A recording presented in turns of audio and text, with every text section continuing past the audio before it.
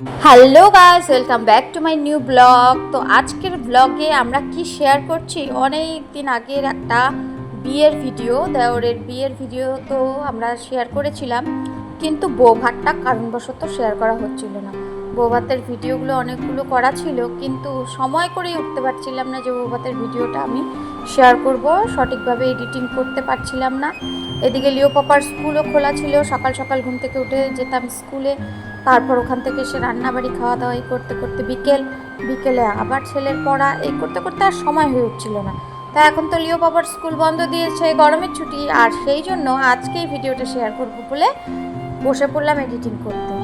তো সেদিনটা ছিল রবিবার, আর আমরা সকাল সকাল ঘুম থেকে উঠে স্নান টান সেরে একদম রেডি হয়ে নিয়েছি। বাড়িতে কোনো রান্নাবাড়ি কিচ্ছু না, ডাইরেক্ট গিয়ে হবে দেওরের বউ ভাতের খাওয়া দাওয়া ওখানে গিয়ে। তো আমাদের রিক আর লিও কিন্তু রেডি হয়ে গেছে, ওরা ঘুম থেকে উঠেছে, কিন্তু ওরা স্নান করেনি। কেন জানো? এত গরমেও স্নান করেনি, কারণ ওখানে আছে একটা নদী। আমাদের যে গ্রামের বাড়ি তার পাশেই রয়েছে একটা খুব সুন্দর ছোট্ট নদীর ছড়া, নদী বললেও ভুল, একটা ছড়া আর কি। তো সেখানের জলটা কিন্তু খুবই স্বচ্ছ। তো লিওর পাপা আজকে বললো, চল আমরা আজকে সকলে মিলে গিয়ে নদীতে স্নান করব। সেই জন্য দুই ছেলের এক ছেলেও স্নান করেনি। আর অন্যদিকে আমরা বাড়ির সকলে রেডি হয়ে নিয়েছি। তো আমাদের সাথে যাচ্ছে আমার শাশুড়ি আর আমার বড় ননাস, আর আমরা চারজন লিওরিককে নিয়ে। তো ফাইনালি আমরা রওনা হয়ে গেছি। আর আজকের আকাশটা দেখো কি সুন্দর, গতকাল কিন্তু প্রচণ্ড বৃষ্টি হয়েছে, কিন্তু আজকে দেখো আকাশটা একদম ঝলমল করছে। তো সকাল সকাল এখন মোটামুটি 11:30 12টা বেজে গেছে। তো সেই জন্য আকাশটা কিন্তু রোদের ঝকমকতে একদম ভরে গেছে, ঝিলমিলিয়ে উঠেছে আর কি রোদটা। আর লিওর পাপাও স্নান করেনি, তো চালাচ্ছে গাড়ি, আর আমি সামনে লিওকে নিয়ে বসেছি, কারণ লিও কিন্তু দুষ্টুমি করে, শুধু জানলা দিয়ে হাত বের করে দেবে, মাথা বের করে দেবে, আর যেটা দেখবে সেটাই চাইবে। তো সেই জন্য লিওকে নিয়ে আমি সামনে বসেছি। আর এখন আমরা চলে এসেছি পেট্রোল পাম্পে গাড়িতে তেল ভরতে। তো গাড়িতে আগে সবার আগে তেল ভরে নিই। এটা হচ্ছে আসাম মোড়। এই জায়গায় দেখো কত ট্রাক দাঁড়িয়ে থাকে, আর এই জায়গাটা কিন্তু খুবই সুন্দর লাগছিল দেখতে। তো আমাদের লিও কিন্তু খুবই খুশি এখন, এর আগে একটু কান্না করছিল, ওর কখন কি মনে পড়ে যায়, আইসক্রিম দেখেছে রাস্তায়, আর অমনি দেখে চিৎকার করা শুরু করেছে আইসক্রিমের জন্য। তারপর আমরা সকলে বসে আছি, আর লিওর বাবা বাইরে গেছে তেল ভরার টাকা দিতে, আর ওই জন্য ও দরজাটা খোলার জন্য অনেকক্ষণ থেকে এই ব্যস্ত হয়ে পড়েছে। তো ফাইনালি আমরা চলে এসেছি বক্সিয়াট বাজারে। এখন বলবে বক্সিয়াট বাজারে কি করতে এসেছি?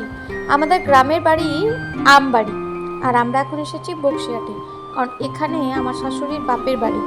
তো লিওর পাপার এখানে কোনো একটা দোকানে কোনো কাজ আছে, সেই জন্য আমরা ডাইরেক্ট এখানেই চলে এসেছি।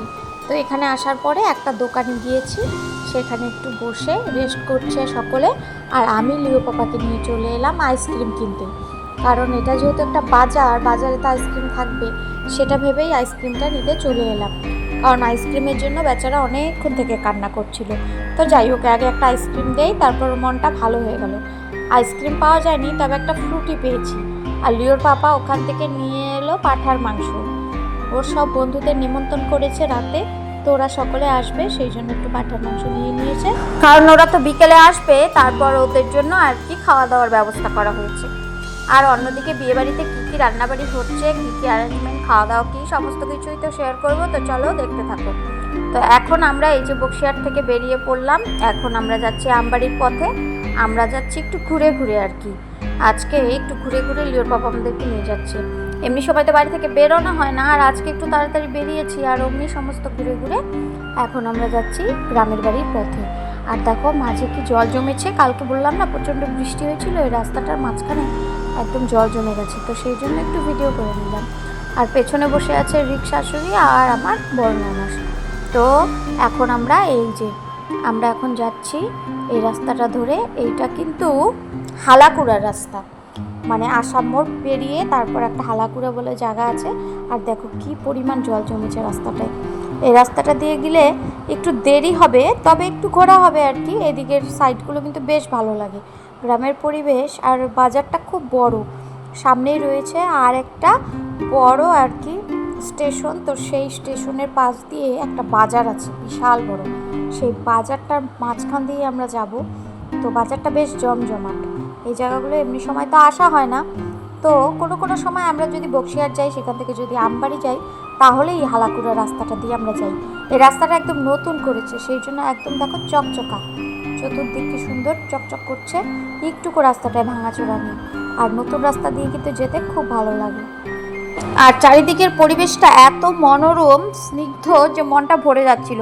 চারিদিকে দেখো কত ধান ক্ষেত, ভুট্টার ক্ষেত, সুপারি ক্ষেত, বাঁশবাগান, মানে এত সুন্দর লাগছিল। প্রাকৃতিক দৃশ্য দেখতে খুবই ভালো লাগে। আমার তো মনে হচ্ছিল গাড়ি থেকে নেমে একটু খালিটা হেঁটে যাই, কিন্তু আবার যে রোদ, ভয়ই পাচ্ছিলাম। আর চারদিকে দেখো রাস্তার অর্ধেকটা প্রায় ভুট্টা দিয়ে ভরে ফেলেছে। সমস্ত কৃষকরা এখন ভুট্টা তুলেছে, তো এখন তো ভুট্টার সিজন, সেই জন্য ভুট্টাগুলো তুলে ওরা এই রাস্তার একটা সাইডে রোদ্রে দিয়ে শুকোতে দিয়েছে। যদিও বেশ ভালো লাগছিল দেখতে, এক সাইডটা যে পুরো ভুট্টা রোদ্রে দিয়ে একদম কমলা রঙের করে দিয়েছে। কিন্তু আরেক দিকে আবার একটু অসুবিধাও হচ্ছিল গাড়িদের চলাচল করতে, কারণ গাড়ি ঘোড়া এই যে যখন চলাচল করছে তখন দুটো গাড়ি একসাথে, মানে একটুখানি রাস্তার মধ্যে ওদের একটু অসুবিধাই হচ্ছিল। কিন্তু কী আর করা যাবে, এখন ওদের এই জায়গাটা রোদ্রে দিয়ে আর কি সুবিধা হচ্ছে। কৃষকদের একটু সুবিধা যখন হয় তখন কোনো অসুবিধা নেই। তো যাকে আমরা ফাইনালি পৌঁছে গেলাম, আমরা চলে এসেছি আমাদের গ্রামের বাড়িতে। আমাদের গ্রামের বাড়িটা কিন্তু অনেক বড়, কারণ আমার শ্বশুররা যেহেতু 7 ভাই, তো প্রত্যেকের পরপর পরপর করে 7টা বাড়ি মিলে আমাদের গ্রামের বাড়ি। তো প্রথম বাড়িটাই কিন্তু আমাদের, তারপরে আমার জ্যাঠা শ্বশুর, তারপরে সমস্ত কাকা শ্বশুররা।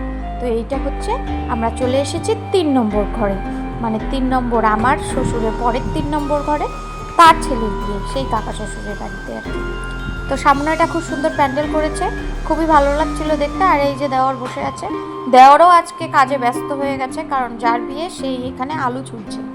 গ্রামে বিয়ে হলে কি হবে, লোকের বড়ই অভাব। আজকাল কাজ করার জন্য আর কোনো লোক পাওয়া যায় না, কারণ এখন যেহেতু ভুট্টার সিজন, সমস্ত গ্রামের মানুষই ভুট্টা তুলতে ব্যস্ত। সকলে তাদের নিজের ক্ষেতের থেকে ফসল তুলে সেই ফসলগুলোকে ভালো করে ঝেড়ে টেরে তারপর এই যে রোদ্রে দিচ্ছে। আর অন্যদিকে এই যে চলে এলাম কাকার ঘরে, আর এক অন্যটা কাকার ঘরে। তো সেখানে এখানে মাছ টাছ, মাংস টাংস সমস্ত কিছু রান্না হচ্ছে। গ্রামের বাড়িতে আসতে না আসতেই বড় ছেলের বায়না, চলো নদী যাব, নদী যাব। নদীতে গিয়ে স্নান করার জন্য বায়না শুরু করেছে। সেই জন্য ওদের দুজনকে নিয়ে, দু ভাইকে নিয়ে স্নান টান করিয়ে নিয়ে এলাম। আর এখন চলে এসেছি, এখন খাবার দাবার খাবো, কারণ সকলে খেতে বসেছে। আর এই যে কাকি শাশুড়ি বারে বারে আমাকে বলছে খেয়ে নাও, তো সেই জন্য এখন খেতে বসবো। কিন্তু প্রচণ্ড গরম আজকে পড়েছে, আর যেহেতু এখানে ফ্যান সেট করেনি, এত গরমে কীভাবে খাবো সেটাই ভাবছিলাম। তো ফাইনালি ভাবতে ভাবতে খেতে বসে পড়লাম। লাবড়া, ডাল, সবজি সমস্ত কিছু দিয়ে খাওয়া দাওয়া হচ্ছে। পটল ভাজা, পাঁপড় ভাজা, আলু ভাজা, তো সমস্ত কিছু খাওয়া দাওয়া হচ্ছে। আর অন্যদিকে এই যে আমার বর্ণনা শেষেই কাজে লেগে পড়েছে আলু ছুলতে। আর আমাকে সকালে বলছে একটু কাজ করো। আমি বললাম না, আমি ছেলেকে নিয়ে তো কাজ করতে পারবো না, ঘুরে আসি। আর এই যে দেওর এখন চলে এসেছে সামনে, ও আমাকে বলছে যে বৌদি আইসক্রিম খাবে চলো। তো ওখানেই সামনে দেখলাম একটা আইসক্রিমের দোকান, সকলে মিলে আইসক্রিম খেয়ে নিলাম। এসেই একবার নদীতে এসেছিলাম, 2 ছেলেকে নিয়ে স্নান করিয়ে নিয়ে গেছি, তখন আর ভিডিও করা হয়নি। এখন বলি ওর পাপা যাবে স্নান করতে, আর অমনি ছোট ছেলে বায়না ধরেছে, পেছন পেছন ও এসেছে, ও স্নান করবে আবার। আর এখানে দেখেছে একটা মুরগি, আর সাথে তার কতগুলো মুরগির বাচ্চা, একদম ছোট্ট ছোট্ট ছানা, মুরগির ছানা। এই ছানাগুলো দেখে ও এতটা খুশি, পারলে সবগুলোকে ধরে নিয়ে যায়, কারণ বাড়িতে তো এইসব দেখতে পারে না। এখানে গ্রামের পরিবেশে সমস্ত কিছু এইসব দেখে প্রচণ্ড খুশি হয়েছে। একমাত্র টিভিতে এরকম ছোট ছোট মুরগির ছানা দেখেছে, আর এখানে অরিজিনাল দেখে ও মানে পাগল হয়ে গেছে। ও পারলে ওগুলোকে ধরবে না, আদর করবে না, কোলে করে নিয়ে যাবে, ও কিছুই বুঝতে পারছে না। এই মুরগির যিনি মালকিন, তিনি অনেক কষ্টে ওর হাত থেকে মুরগির ছানাগুলোকে রেহাই করলো, তারপর রক্ষে। তারপর আমরা চলে এলাম এই যে ভুট্টা ক্ষেতের মাঝখান দিয়ে নদীর ধারে। এইটা কিন্তু আমরা যাচ্ছি এখন নদীর ধারে, তো সেই জন্য এই যে এই ক্ষেতটা দিয়ে যেতে হয়। এই মাঝখানে অনেকে আর কি ভুট্টা লাগিয়েছে, খুব সুন্দর ভুট্টা হয়েছিল। তো কিছু কিছু ভুট্টা হয়তো উঠিয়ে ফেলেছে, আবার এখানে দেখো ধান চাষও হয়, তো অনেক ধানও উঠেছে সেই নদীর ধারেই। সকলে আর কি ধানও রোদে দিয়েছে, আবার খুব সুন্দর একটা মশারির মতো জাল পেতে। এত সুন্দর একটা প্রাকৃতিক পরিবেশ, এই পরিবেশ একমাত্র না দেখে বোঝা যাবে না। একমাত্র গ্রামেই এইসব সমস্ত প্রাকৃতিক পরিবেশ দেখা যায়, আর খুবই ভালো লাগে। তো এখন আমাদের লিও কিন্তু ওর বাবার সাথে আবার নেমে পড়েছে জলে স্নান করতে। কিছু করার নেই, একবার স্নান করিয়ে নিয়ে গেছি, তো ও আবার স্নান করবে। ছেলেকে আর সামনে রাখতে পারলাম না, সেই জন্য ওর বাবা বললো ঠিক আছে করুক আরেকবার। কিন্তু আমার ভয় যে জ্বর সর্দি না আসে। দাদা ওকে বারণ করছে বলে ওকে আবার মেরে দিচ্ছে দাদাকে। আবার কি করছে দেখো, জল থেকে ওর বাবা উঠে পড়েছে স্নান সেরায়, সেই জন্য ও আবার ইচ্ছা করে এই জুতাটা জলের মধ্যে আবার ফেলে দিচ্ছে যাতে ওর বাবা আবার নামে। তো ফাইনালি স্নানের পালা শেষ, এখন আমরা সকলে চলে এসেছি কাকুদের ঘরে। তো সেখানে এখন চায়ের সরঞ্জাম সমস্ত কিছু হচ্ছে। কাকু আবার চকলেট এনেছে অনেকগুলো, সব বাচ্চাদের চকলেট দিল। তারপর একটু রেস্ট করে নিলাম, তারপর চা মুড়ি সমস্ত কিছু খেয়ে দিয়ে এখন আমরা রেডি হয়ে নিয়েছি। ফাইনালি এখন আমরা সকলে রেডি হচ্ছি, কারণ এখন কন্যাযাত্রীরা সবাই চলে আসবে। আর ওইদিকে বউকে সাজানো মোটামুটি কমপ্লিট হয়ে গেছে। তো এখন এই যে এখানে আবার বাইরে ডিজে বাজছে, সকলে নাচানাচি করছে। তো যাই লিও পাপাকে নিয়ে দেখতে এখানে কি কি হচ্ছে। তো চলো ভেতরে যাই, ভেতরে গিয়ে তারপরে দেখি বউকে কত সাজানো হলো। আমি এর আগে আর একবারও আসতে পারলাম না, একমাত্র লিওর জন্য, কারণ স্নান টান সেরে এসে ও কিন্তু ঘুমিয়ে পড়েছিল। তো আর এই জন্য এই দিকটা আসতে পারিনি, একবারে সেজে গুজে এলাম। তো এই যে আমাকে দেখে অমনি দেওর নাচা শুরু করে দিয়েছে। আর ওই যে আমার এক যা বসে আছে, আর ওই যে দেওরের সম্বন্ধী বউ, আর এই যে এখানে রান্নাবাড়ি হচ্ছে। তো এই যে আমাদের ননদ দেখো শাড়ি পরে কি মিষ্টি লাগছে দেখতে। তো এখন মোটামুটি রাত 8টা বেজে গেছে, আর মোটামুটি সমস্ত আত্মীয় পরিজনেরা কিন্তু চলে এসেছে। এর আগেও আমাদের সমস্ত যারা বাড়ির কাছাকাছি আত্মীয় তারা চলে এসেছিল খুব তাড়াতাড়ি। তো সকলেই যার যার মতো সাজাগোজাতে ব্যস্ত হয়েছিল। ফাইনালি নতুন বউকে দেখতে চলে এলাম ওর ঘরে। তো এই যে নতুন বউ বসে আছে, সাজানোটা বেশ ভালো হয়েছে। তো সুন্দরভাবে সকলে আর কি সাজিয়ে টাজিয়ে দিয়ে চলে গেছে পার্লার থেকে। আর এই যে কাকি শাশুড়ি আমাকে বকছে, বলছে যে এতক্ষণ কোথায় ছিলে। আমি বললাম আমাদের লিও ঘুমিয়েছিল তো সেই জন্য আসতে পারিনি। আর এই হচ্ছে আরেক যা, ওরই আর কি বড় যা। তো আমার হচ্ছে কাকা শ্বশুরের যা, আর ওর হচ্ছে আপন যা। তো এই কাকির কিন্তু 3 ছেলে। আর এই যে সকলে চলে এসেছে। আর আমাদের লিও পাপা আমাকে টেনে টেনে বারে বারে নিয়ে যাচ্ছে বাইরে, ওখানে খাবার দাবার খাওয়ার সমস্ত ব্যাপার দেখে ও আমাকে ডেকে নিয়ে যাচ্ছে, ও খাবার খাবে। আর এদিকে এই যে লিওর পাপার বন্ধুরা সকলে চলে এসেছে, ওরা অনেকক্ষণ হয়ে এসেছে, তো ওরা এখন খেতে বসে পড়েছে। আর ওদেরকে দেখে আমার লিও পাগল হয়ে গেছে, মানে ওদের সাথে বসে খাবার খাবে।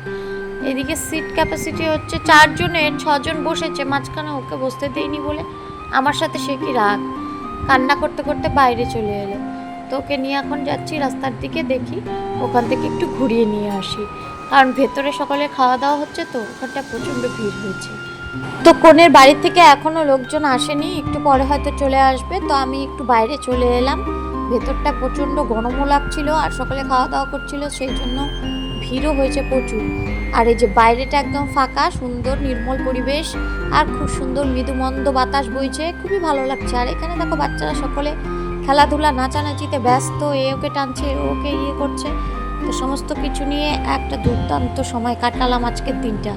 আর আমাদের লিও পাপা এখন ভেতরে, আর লিওর পাপা তো একদম ব্যস্ত সকলের খাবার দাবার দেখাশোনা দেওয়া থাওয়া এই সমস্ত নিয়ে ব্যস্ত হয়ে পড়েছে। আর বাইরে সমস্ত আমার এই যে জায়েরা, তারপর ননদেরা সকলে আর কি রেডি হচ্ছে, নাচ করবে। তো আমাকেও ডাকছে, বলছে চলো আগে নাচ করি তারপরে ভেতরে যাবে। আর এখানে ডিজে বাজছে, গানের তালে নাচতে গিয়ে সকলে যেন হয়রান, চলছে অনেকক্ষণ থেকে নাচানাচি, একের পর এক নতুন নতুন গান, আর তার সাথে একের পর এক নাচ, কেউ পিছিয়ে নেই। কাকি জেঠি পিসি মাসি সকলে চলে এসেছে নাচ করতে, কারণ গ্রামের পরিবেশটা এত সুন্দর। ওখানে কিন্তু কারো মনে ওই হিংসা নিন্দা নেই বা ও নাচছে আমি যাবো না, এইরকম ব্যাপারটা না। এই সব জায়গায় কিন্তু সকলে তাদের মন খুলে যে যার মতো আনন্দ করে, সকলে প্রাণ ভরে আনন্দ করছে। এক কথায় বলতে গেলে সকলে খুব মজা করলাম। তো ফাইনালি এখন আমরা খাওয়া দাওয়া করবো, কারণ একটু পরেই খেতাম, এখনও সেরকম রাত হয়নি, মাত্র 10:30 বেজেছে। আমরা ভেবেছিলাম 11টা-12টার দিকে খাবো, কিন্তু আমাদের লিও পাপা আমাকে নিয়ে ছুটে চললো খাবার পথে।